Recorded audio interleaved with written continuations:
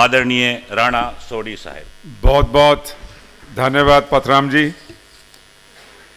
आप एक संचालक के रूप में जिस ढंग से सभी को इंट्रोड्यूस किया है, सभी का मान सम्मान रखा है, मैं आपका धन्यवाद करता हूं कि आपने मुझे वक्त दिया है। इतनी खूबसूरत, इतने महान जो मेरे लोग हिंदुस्तान से चल के यहाँ पहुँचे, उनके साथ बातचीत करने का। माननीय इस मंच पे विराजमान आज के मुख्य अतिथि डॉक्टर फरूक अब्दुल्ला साहब, जिनका सिर्फ नाम ही बोलने के लिए काफ़ी है, ये कहने की ज़रूरत नहीं वो क्या थे, क्या हैं, क्या रहे हैं। साथ में मेरे भाई महाराज संजय सिंह जी, जो अभी अभी आपसे बातचीत करके उन्होंने अपने विचार बिश्नोई समाज के बारे में उन्होंने बातें करी, अपना ताल्लुक राजस्थान के बारे में आपको बताया। उनकी धर्मपत्नी अमिता सिंह जी, जो खेल जगत में मेरे साथ, क्योंकि मैं भी एक खिलाड़ी रहा हूं, वो बैडमिंटन खेलते थे और मैं निशानेबाजी करता था, और हिंदुस्तान को रिप्रेजेंट करने का वक्त मौका मिला, वो भी स्टेज पे विराजमान हैं। और इस सभा के और इस समाज के सरप्रस्त मेरे छोटे भाई कुलदीप बिश्नोई जी, जिनका मेरे परिवार से और मेरा उनके परिवार से आज से नहीं, पिछले 35-40 साल से संबंध रहा है। उनके पिताजी से, चौधरी भजन लाल जी से, जिनको कोई भी समाज का आदमी भुला नहीं सकता। उन्होंने क्या क्या कार्य किए हैं, क्या क्या काम किए हैं, बिश्नोई समाज को एक स्तर पर लाने वाला वो चौधरी भजन लाल था, जिसने ये बताया लोगों को कि बिश्नोई समाज में भी लोग कहां से कहां तक जा सकते हैं। और उनकी धर्मपत्नी जो एमएलए रह चुकी हैं, रेणुका जी, वो भी स्टेज पे विराजमान हैं। और मैं तो अपना भतीज ही बोलूँगा, जो अभी आपसे खूबसूरत बातें करके गए हैं फिल्म जगत से, विवेक ओबराय जी।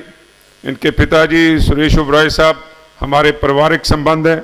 उनसे अनुरोध किया और उन्होंने बताया कि देवेंद्र भाई ने कैसे उनको प्रेरित किया और वहाँ सब काम छोड़ के आज वो हमारे बीच विराजमान है। मैं उनका भी स्वागत करता हूँ बिश्नोई समाज की तरफ से। इसके साथ ही इंदिरा बिश्नोई जी, टिटियाना जी, जो अभी यूनिवर्सिटी से उन्होंने अपने भी बातचीत आपके सामने रखी, और 363 जो पेड़ लगाए हैं उसमें उन्होंने, उनकी बहुत भारी मदद उनसे हुई है। और इस स्टेज पे विराजमान मेरे छोटे भाई, जो सिर्फ भाई कहना तो एक शब्द है या एक बातचीत में आ जाता है कि भाई कैसे हो, लेकिन भाई की वो जो भूमिका निभाना, वो अगर कोई किसी से सीख सकता है तो वो देवेंद्र बिश्नोई साहब हैं, कि ये जानते हैं कि भाई कहना किसे है और उसकी भूमिका और उसे उसका हाथ कितनी मजबूती से पकड़ना है। ये छोटे हैं मेरे से उम्र में, लेकिन मैंने इनसे सीखा है देवेंद्र जी आपसे, कि आप बहुत ही एक प्रेम करने वाले, एक दिल के सच्चे, और जो आपने अपने जो समाज के लिए जो आपने प्रॉमिसेस किए हैं, जो आप बता रहे थे कि वो आप पूरे कर रहे हैं, और आगे भी आपको गुरु जम्बेश्वर महाराज इतनी शक्ति प्रदान करेंगे कि आप समाज का काम करते रहेंगे। और अभी मेरी मुलाकात हुई एमएलए साहब सलील बिश्नोई साहब, और ये पूर्व मिनिस्टर भी रहे हैं, तो इनका भी मैं बहुत ही आदर सम्मान से स्टेज पे ये विराजमान है। और जो मेरे सम्मुख बैठे हैं, मेरे बिश्नोई समाज के मेरी बहनें, सबसे ज़्यादा मेरे को आज ये खुशी हो रही है कि बिश्नोई समाज की जो मेरी माताएं और बहनें जहां पहुंची हैं इंटरनेशनल इस एनवायरमेंटल जो कन्वेंशन और कॉन्फ्रेंस में हिस्सा लेने के लिए, ये एक बहुत ही मैं कहूँगा कि ऐतिहासिक और हिस्टोरिकल बात हुई है आपकी समाज की तरफ से। और ख़ास हमारे एक मेहमान यहाँ पहुँचे हैं गीतांजलि जी और पुनीश बहल साहब, जो लंदन में विराजमान हैं और वहाँ होटल इंडस्ट्री में काम करते हैं। मेरे भाई मुकेश कोचट साहब जो यहाँ के बहुत बड़े बिजनेसमैन हैं, वो भी पहुँचे। सभी मेरे दोस्त मित्र और फाजिल का अबोर से भाई साहब, मैं ये बता दूं कि बिश्नोई समाज से मेरा ठीक है कि राजस्थान से भी मेरा ताल्लुक़ है, मैं जो एक मिनट के लिए वो भी बताऊंगा, लेकिन यहाँ मेरा फिरोजपुर ज़िले के बहुत से लोग यहाँ बैठे हुए पधारे हैं। सबको मेरा नमन प्रणाम जय। और राजस्थान की बात अगर करें तो राजस्थान से ये एक कुदरती, फरूक साहब एक बात होती है कि हम यहाँ क्यों इकट्ठे हुए हैं, ये ऊपर वाले ने लिखा था। और लिखा भी क्या कि मेरा रिश्ता जैसलमेर से है, वहाँ एक सोडा परिवार है, क्लैन है, बिरादरी है, जैसे बिश्नोई बिरादरी है, आप जानते होंगे सोडा बिरादरी। तो मैं सोडा बिरादरी से हूँ। मेरे बुजुर्ग कई साल पहले पंजाब में चले गए थे, पाकिस्तान की तरफ चले गए थे, ज़मीनें उधर थीं, तो ये भी एक संबंध मेरा राजस्थान से है। और अगर बात करें कि जिस ढंग से बिश्नोई समाज ने आज ये आग्रह किया है, आज फ्रंट से लीड कर रहे हैं एनवायरनमेंट, पेड़ों को बचाने के लिए, लगाने के लिए और जंगली जीव जंतुओं को बचाने के लिए, मेरा ख्याल ऐसा कोई भी समाज इस टाइम मेरी नज़र से के सामने नहीं है कि जो बिश्नोई समाज से ऊपर इस बात को करता हो। क्योंकि बिश्नोई समाज ने ये जो बीड़ा उठाया है, इस बीड़ा जो उठाया है, जो चैलेंज उन्होंने किया है, मैं हमेशा आपका साथ देता रहूँगा। और कहते हैं कि रुकावटें आती हैं सफलता की राह में, रुकावटें आती हैं सफलता की राह में, ये कौन नहीं जानता, फिर भी मंजिल तो वही पाएगा जो हार नहीं मानता। तो आप लोगों ने हार नहीं मानी। ये ओबराय साहब अभी बात करके गए हैं कि एक इस पे पिक्चर बनानी चाहिए कि ताकि बाकी के जो देश के लोग हैं उन्हें पता लगना चाहिए कि बिश्नोई समाज ने क्या किया, उनका आगे क्या मकसद है, उनकी क्या सोच है हिंदुस्तान के एनवायरनमेंट के लिए, दुनिया की एनवायरनमेंट के लिए।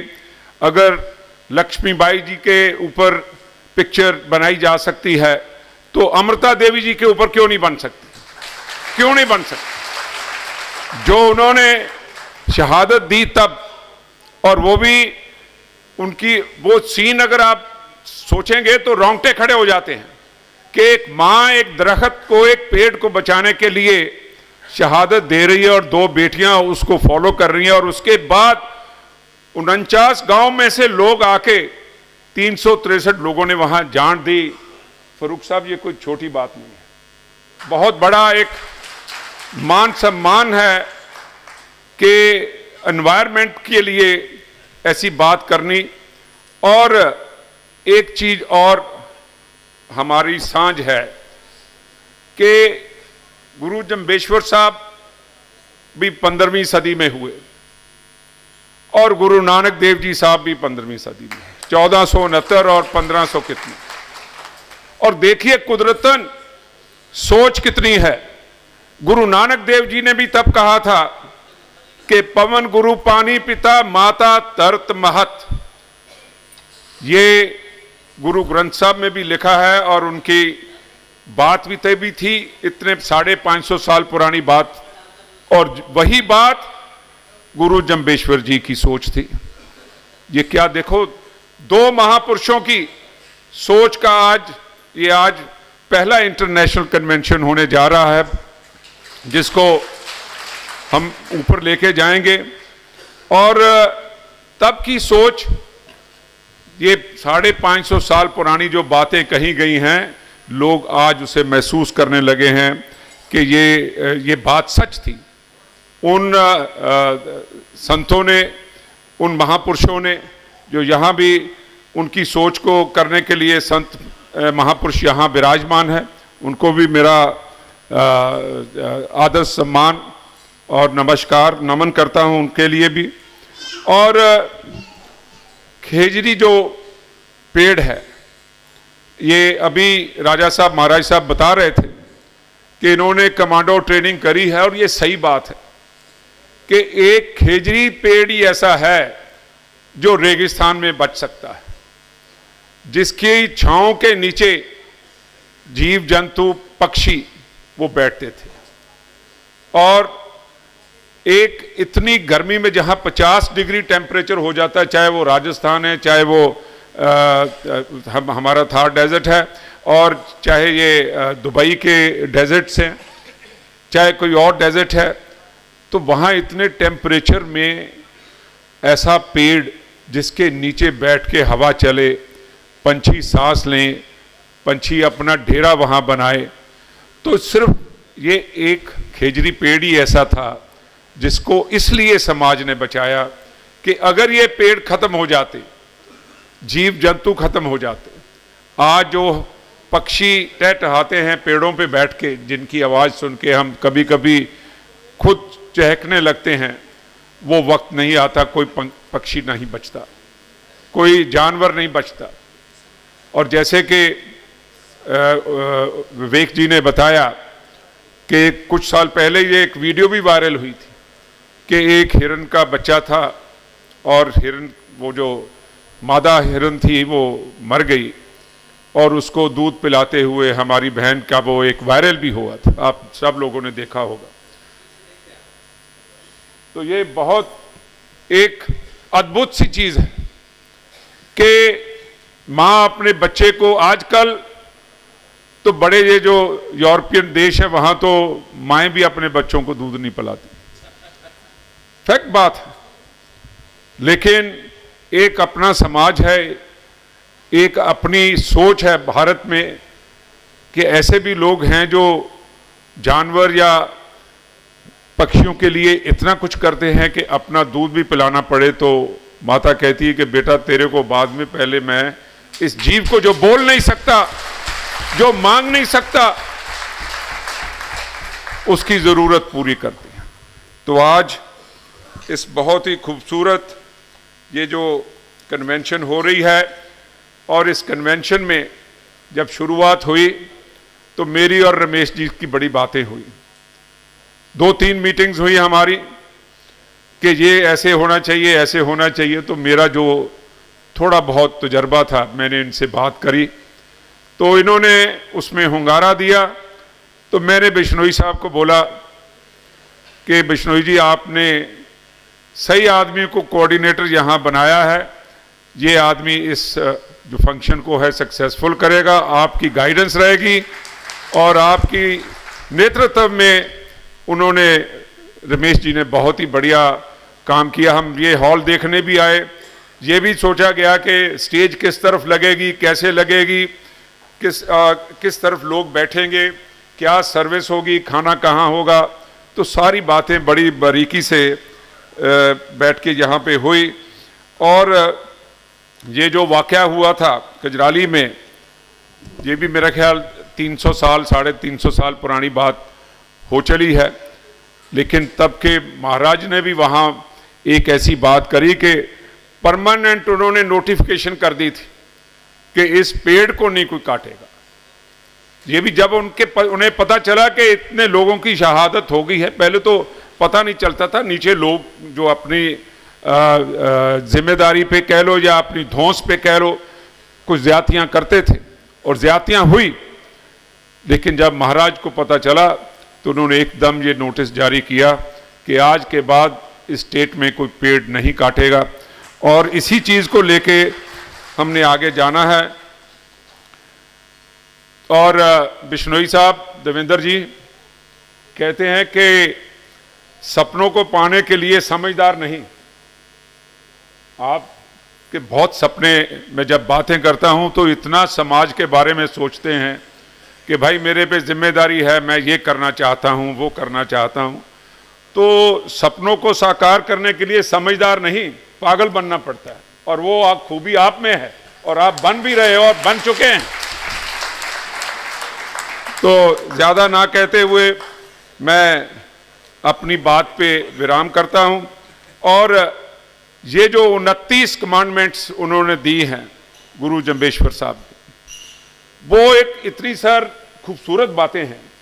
उनमें से 7 चीजें तो ऐसी हैं जो सोशल और जो गुड लिविंग हाइजीन के बारे में उन्होंने बातें करी हैं। 10 उसमें पर्सनल हाइजीन की बातें 17 होगी, और 4 हैं कि आपको डेली पाठ पूजा के किस ढंग से करना है 21, और 8 उन्होंने रखी हैं protection of wild animals, trees and planting of new trees and for environment. ये 29 बातें जो हैं, अगर इनका सबका मिशन करे तो वो एक मैं कहूँगा वर्ल्ड है, दुनिया है, टोटल एनवायरनमेंट।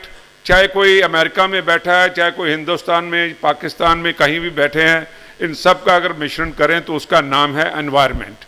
तो ये मेरा ख्याल जो उनकी सोच थी, बहुत ही एक अद्भुत चीज़ है कि तब की सोच, और आज हम उसी बात पे उनके पद चिन्हों पे चलने की कोशिश कर रहे हैं।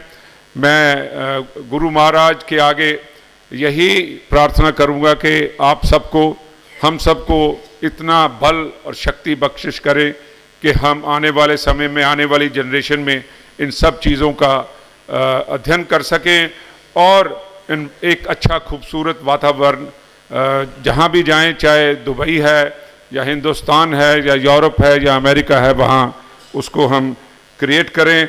तो ये सब बातें कहते हुए मैं आप सबसे क्षमा का जाचक हूँ, और एक दफ़ा बहुत बहुत सारे ही ऑर्गेनाइजर्स का और सारे जो मेरे भाई बहन आए हैं मेरे बिश्नोई समाज के, मैं उनका धन्यवाद करता हूं कि उन्होंने मेरे को मौका दिया आपके साथ बातचीत करने का। मैं इतना प्रेरित हुआ कि मैं रह नहीं सका कि अपनी बातों, अपने दिल की बात करना चाहता था, और वो करी। तो बहुत बहुत धन्यवाद।